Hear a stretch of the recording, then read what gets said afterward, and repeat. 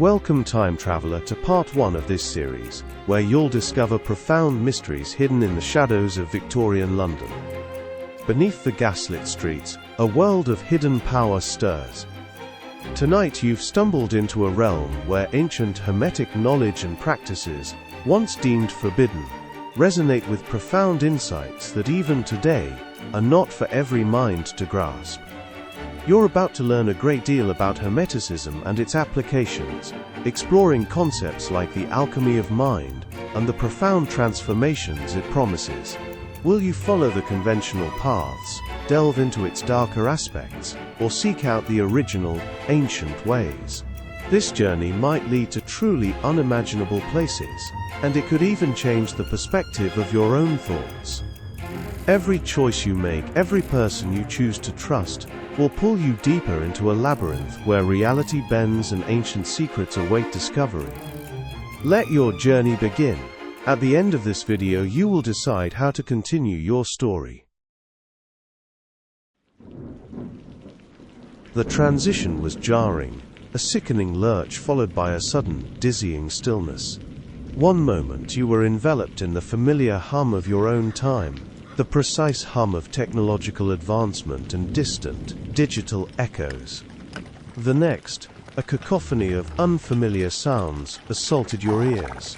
The rhythmic clopping of horse-drawn carriages on wet cobblestones, the distant, guttural cries of street vendors, the muffled roar of unseen conversations. The air, thick and heavy, carried the pungent scent of coal smoke, damp earth, and something else. A faint, metallic tang you couldn't quite place, like ozone mixed with old iron. Rain, a persistent, chilling drizzle, clung to your clothes, seeping into the fabric, and raising goosebumps on your skin. In your hand, the strange pocket watch, no bigger than your palm, hummed faintly, a warm, almost alive vibration against your skin. Its polished brass casing, usually gleaming with an inner glow of chronometric power, was now dull, inert. You frantically pressed its tiny buttons, rotated its intricate dials. The familiar controls that should have offered a way back, a way forward, but nothing happened. It was utterly unresponsive, a beautiful, sophisticated piece of technology rendered useless. Disorientation washed over you, a wave of nausea threatening to overwhelm your senses, but it quickly gave way to a breathtaking, almost terrifying realization. You'd done it. You'd successfully time-traveled. A sudden, primal instinct, sharper than any you'd ever felt, whispered to you that this incredible feat, this device of yours, must remain a profound secret. To reveal it now, in this alien past, could have unimaginable consequences. You were stranded, utterly adrift. You pushed through the swirling, gaslit fog, the unfamiliarity of the street pressing in. The buildings were grand, yet grimed, their ornate facades hinting at a past you didn't recognize. People bustled by, their heavy wool coats and peculiar hats a stark contrast to anything you'd ever seen. You walked for what felt like an eternity, the rhythmic clopping of hooves and the distant shouts of vendors slowly beginning to form a strange new rhythm in your ears. Then, through a momentary break in the thick, swirling mist, a monumental sight pierced the gloom. The colossal, unmistakable silhouette of Big Ben, its clock tower a solemn sentinel, its chimes a distant, sonorous echo. And beyond it, the grand, imposing structure of Westminster, even partially obscured by the mist, declared your location with absolute certainty. You were in London, but a London from a distant past. Your gaze desperately sought a clue to when you were. Your eyes scanned the occasional newspaper fluttering in the wind, clutched in a passerby's hand, until you saw it.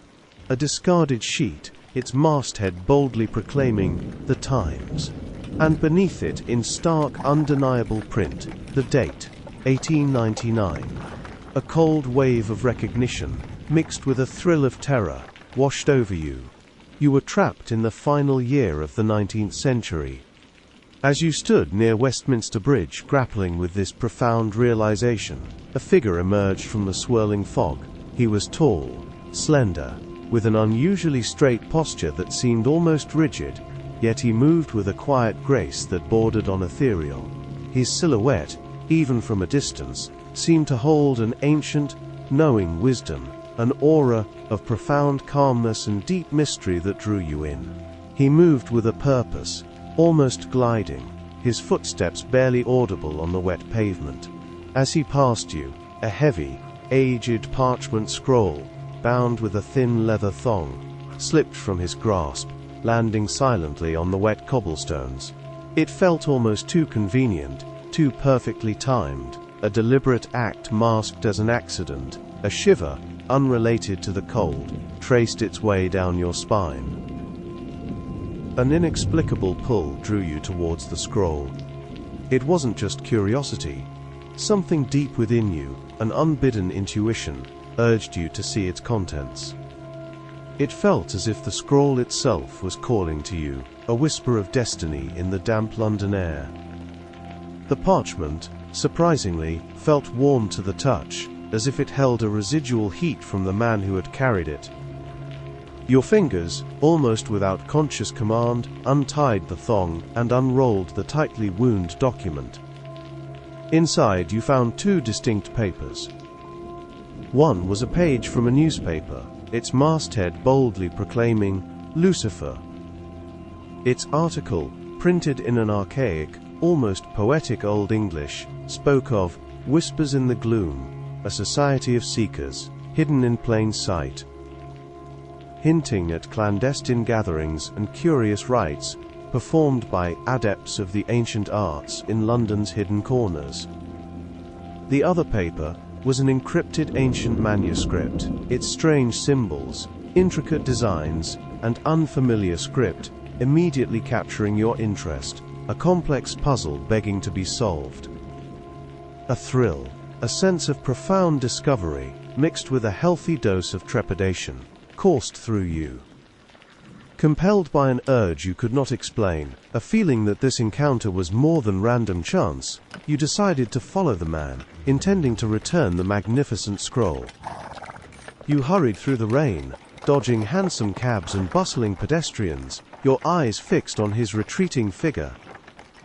You found him nearby, pausing just before entering a waiting carriage near a dimly lit tavern, its windows glowing with a warm, inviting light. He stopped. His gaze, surprisingly direct and piercing, met yours, and a faint, knowing smile played on his lips as he saw the scroll in your hands. There was no surprise in his eyes, only a quiet acceptance. You extended the scroll, offering an apology for opening and reading its contents. The mysterious man accepted it with an unnerving calm, his fingers brushing yours, a fleeting warmth passing between you. His eyes, deep and compassionate, seemed to see past your words, recognizing the bewilderment and uncertainty etched on your face. "There are no such things as random events," he said, his voice a low, resonant murmur that seemed to vibrate with ancient truths, cutting through the city's din. "Everything has a reason, a purpose that unfolds whether we perceive it or not. The night is cold, and the rain shows no sign of relenting.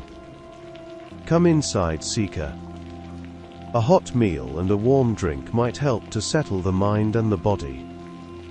He then extended an invitation, gesturing towards the nearby tavern. "There is much we must discuss." Seeker. The word resonated oddly, yet felt strangely fitting. A tavern, with a complete stranger, your rational mind screamed. But the rain was relentless, the streets alien, and a desperate, primal need for answers, for any semblance of understanding in this bewildering new reality, overshadowed all caution. This man, with his calm demeanor and knowing eyes, felt like the only anchor in a world turned upside down. "Perhaps he holds the key to why I'm here," you thought, "to how I got here, to this impossible year." Trusting this instinct, you followed him. Inside, the tavern was a world unto itself. It was dark, smoky, and filled with strange characters, whose faces were half hidden in shadow, their hushed conversations adding to the clandestine atmosphere. The air was thick with the smell of stale ale, pipe tobacco, and damp wool. The mysterious man led you to a secluded booth in a dimly lit corner. A bustling waitress, her apron stained with the day's toil, approached them.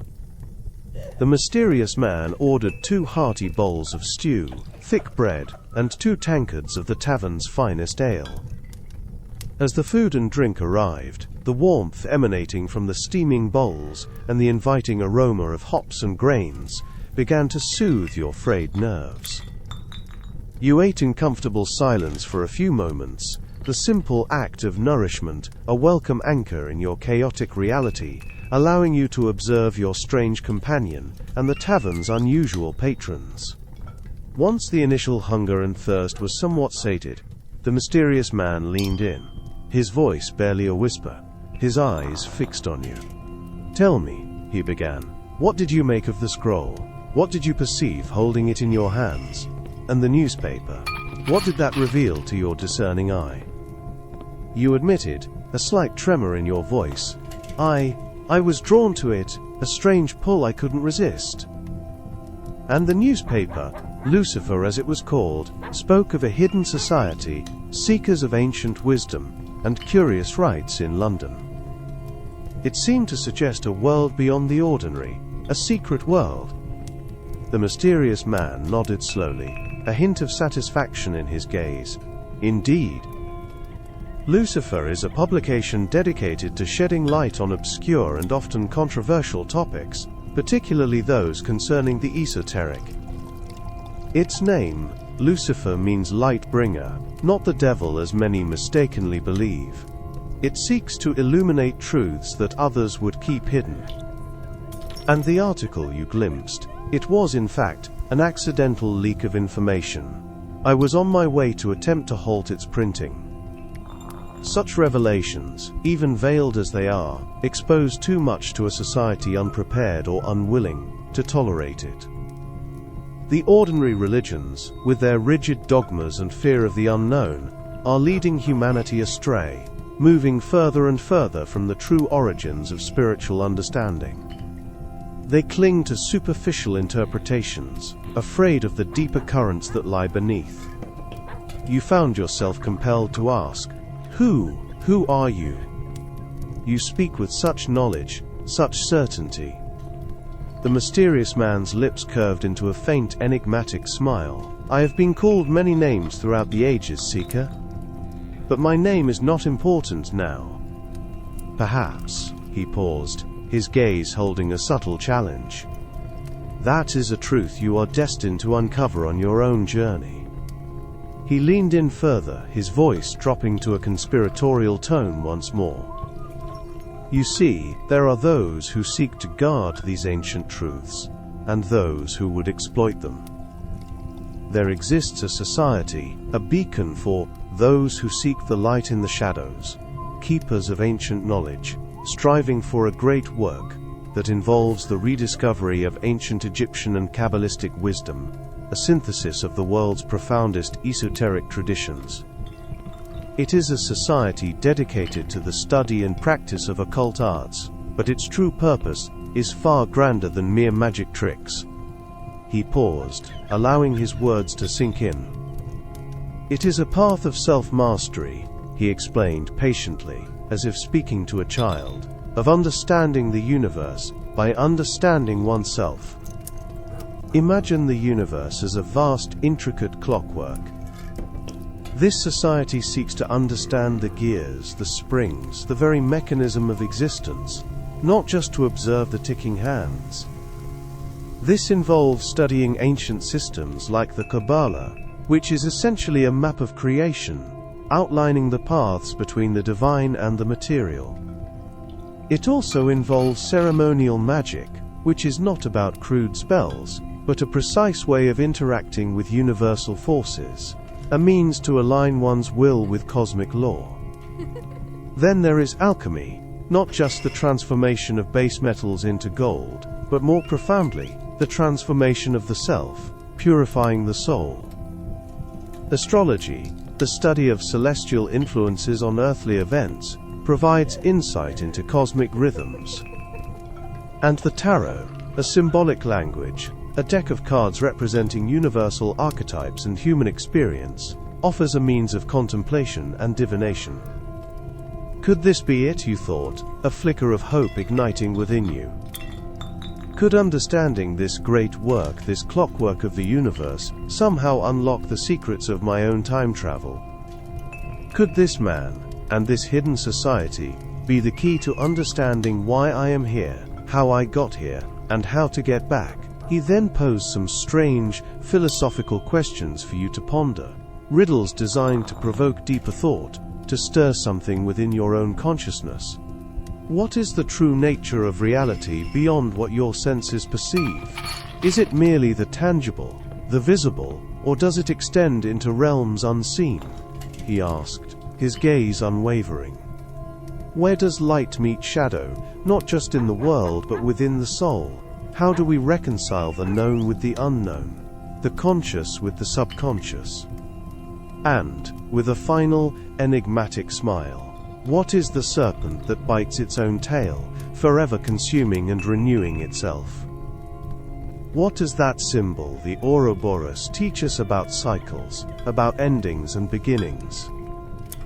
He allowed a moment for these questions to sink in, his presence radiating an almost palpable wisdom. After a moment he simply said, "Trust the unknown, and you will be fine.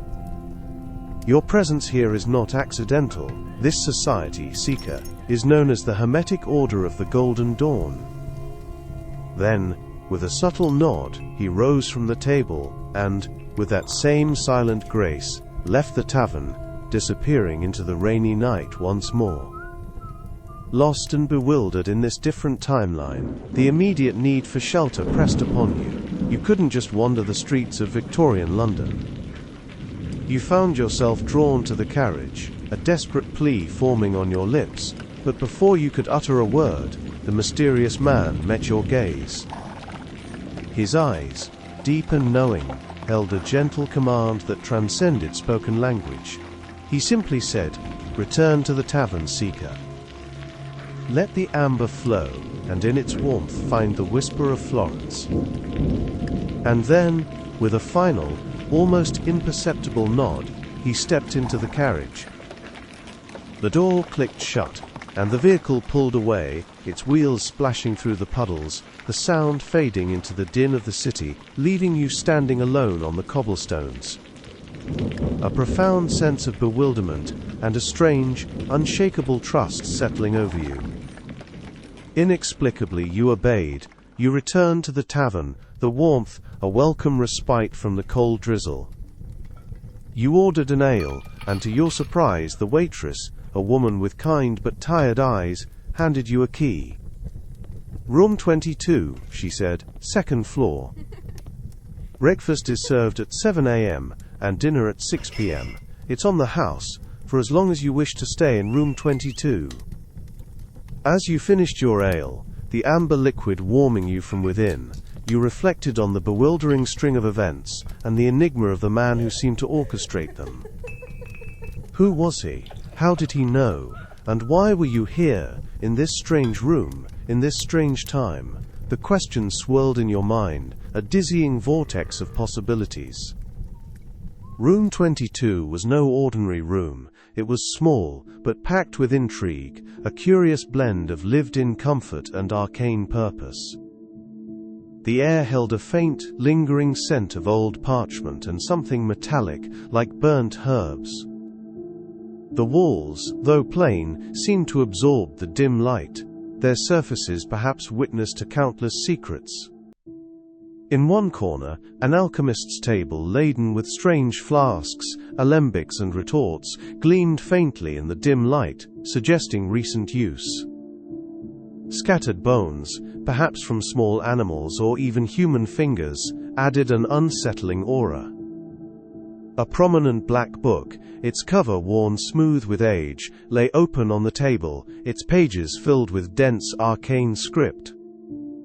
On the other side of the room, a tall, overflowing bookshelf crammed with ancient tomes and scrolls dominated the wall, their spines hinting at subjects ranging from astrology to ancient languages.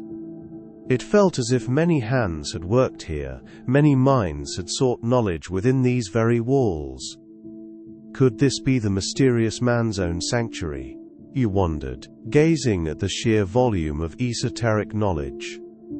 Among them, a particular book with strange, captivating symbols on its spine seemed to glow faintly, drawing your eye. Tired from your unexpected journey through time, your mind reeling from the day's revelations, you decided to sleep, promising yourself to explore these profound mysteries in the morning. The secrets of the Golden Dawn, and perhaps your own purpose in this era, awaited. The morning light awaits, and with it, a choice that will shape your journey through the hidden currents of Victorian occultism, guided by the subtle hand of fate. What will you explore first? First option, the Black Book and the Alchemist's Table. Second option, the Book with Symbols and the Bookshelf. Third option, trust the unknown, hoping clarity will emerge as you go.